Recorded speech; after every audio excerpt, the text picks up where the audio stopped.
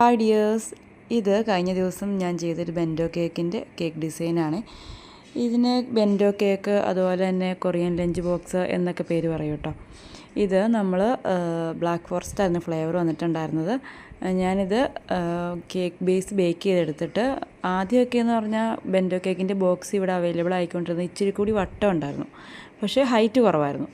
ഇപ്പോൾ വരുന്ന ബോക്സുകൾക്ക് പൊതുവെ വട്ടം കുറഞ്ഞിട്ട് ഹൈറ്റ് ഇച്ചിരി കൂടുതലായിട്ട് വന്നിട്ടുണ്ട്. ഇപ്പോഴും കിട്ടുന്ന ബോക്സാണ് കേട്ടോ കുറച്ചും കൂടി നല്ലത്. കാണാൻ ലുക്ക് ബേസ് നല്ലത് ഇപ്പോൾ കിട്ടുന്ന ബോക്സാണ്. അപ്പോൾ ഞാൻ അതിൻ്റെ അളവിനായിട്ട് കട്ട് ചെയ്തെടുക്കാൻ വേണ്ടിയിട്ട് ഈ നമ്മുടെ ചെറിയ പാത്രങ്ങളിലൊക്കെ ഉണ്ടാവില്ല, അടപ്പുള്ള പാത്രങ്ങൾ, അങ്ങനത്തെ പാത്രങ്ങളുടെ അളവ് കറക്റ്റ് എടുത്ത് വെച്ചിട്ടുണ്ട് കേട്ടോ. അപ്പോൾ എന്നാലേ ഉള്ളൂ കുറച്ച് അളവ് വ്യത്യാസം വന്നു കഴിഞ്ഞാൽ പിന്നെ അത് അതിൻ്റെ അകത്തേക്ക് ഇറങ്ങി ഇരിക്കില്ല, പിന്നെ നമുക്കത് ഇരട്ടി പണിയായിട്ട് വരും. അതുകൊണ്ട് ആ സെയിം അളവിൽ കട്ട് ചെയ്ത് ഫസ്റ്റ് കോട്ടിങ്ങും ഫൈനൽ കോട്ടിങ്ങും എല്ലാം ചെയ്തെടുത്ത് കംപ്ലീറ്റ് ചെയ്യുന്ന വീഡിയോ ആണ് കേട്ടോ ഇത്. ഇതിൽ കസ്റ്റമർ എനിക്കൊരു ബ്രൈറ്റ് ആയിട്ടുള്ളൊരു പിങ്ക് കളറാണ് പറഞ്ഞിരുന്നത്. അതുകൊണ്ട് തന്നെ ഞാൻ ഫസ്റ്റ് കോട്ടിങ് ഫൈനൽ കോട്ടിങ്ങും വൈറ്റിൽ തന്നെ ചെയ്തിട്ട് കുറച്ച് ക്രീം ആ ഡാർക്ക് പിങ്കിൽ മിക്സ് ചെയ്തെടുത്ത് കേട്ടോ അത് ഒരു മൂന്നാമതൊരു കോട്ടിങ് പോലെ ഫില്ല് ചെയ്തെടുക്കുന്നത്. അങ്ങനെ ഞാൻ ഫസ്റ്റ് കോട്ടിങ് കഴിഞ്ഞു, ഫൈനൽ പ്രോസസ്സിങ്ങിലേക്ക് നിൽക്കുവാണ്. അപ്പോൾ ഇത് ഞാൻ ഫ്രീസറിൽ വെച്ച് സെറ്റ് ചെയ്തെടുത്ത് ആദ്യം ഫസ്റ്റ് കോട്ടിങ് ചെയ്ത് ഫ്രീസറിൽ വെച്ച് സെറ്റ് ചെയ്തു, പിന്നെ ഫൈനൽ കോട്ടിങ് ചെയ്ത് ഫ്രീസറിൽ വെച്ച് സെറ്റ് ചെയ്തു. അങ്ങനെയാണ്, കാരണം ഇതൊരു ചെറിയ കേക്ക് ആയതുകൊണ്ട് തന്നെ നമ്മുടെ ആ കാണുന്നത്ര ആ 1 മിനിറ്റ് 2 മിനിറ്റിൽ അത്ര ഈസി അല്ല ഇത് ചെയ്തെടുക്കുന്നത്. അങ്ങനെ ഞാൻ ബ്രൈറ്റ് ആ പിങ്ക് കളർ ആഡ് ചെയ്യുകയാണ്.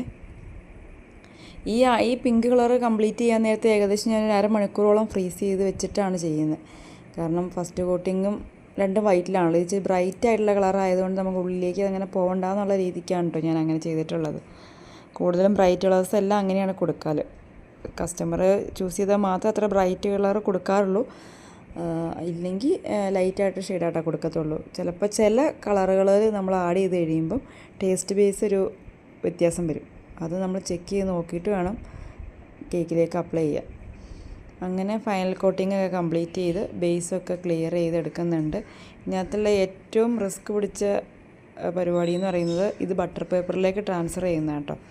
എന്നിട്ട് ഇങ്ങനെ തന്നെ വെച്ച് ഞാൻ വീണ്ടും ഒരു മണിക്കൂറോളം ഫ്രീസറിൽ വെച്ച് സെറ്റ് ചെയ്തതിന് ശേഷം എടുത്ത് ബേസ് നമ്മുടെ ബട്ടർ പേപ്പർ സ്ക്വയർ ടൈപ്പായിട്ട് കട്ട് ചെയ്ത് അതിനകത്തേക്ക് ആ കേക്കിന് ട്രാൻസ്ഫർ ചെയ്തു.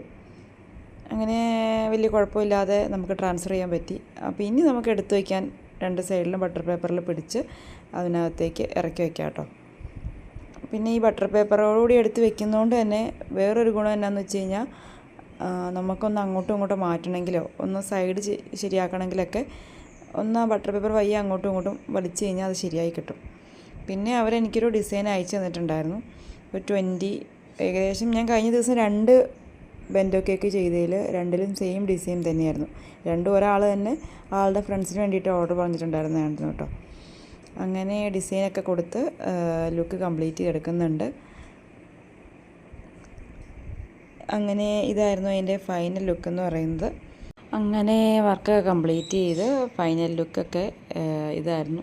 നല്ല ഭംഗിയാണ് കേട്ടോ ഇത് ആ ബോക്സിൻ്റെ അകത്ത് ഇറങ്ങിയിരിക്കുമ്പോൾ കാണാൻ. അങ്ങനെ കസ്റ്റമർ വന്ന് കൊടുത്തു വിട്ടു. അപ്പോൾ എൻ്റെ വീഡിയോസൊക്കെ ഇഷ്ടമാവുകയാണെങ്കിൽ മറക്കണ്ട സപ്പോർട്ട് ചെയ്തേക്കണം. വേറൊരു വീഡിയോ ആയിട്ട് വരാം. Thank you.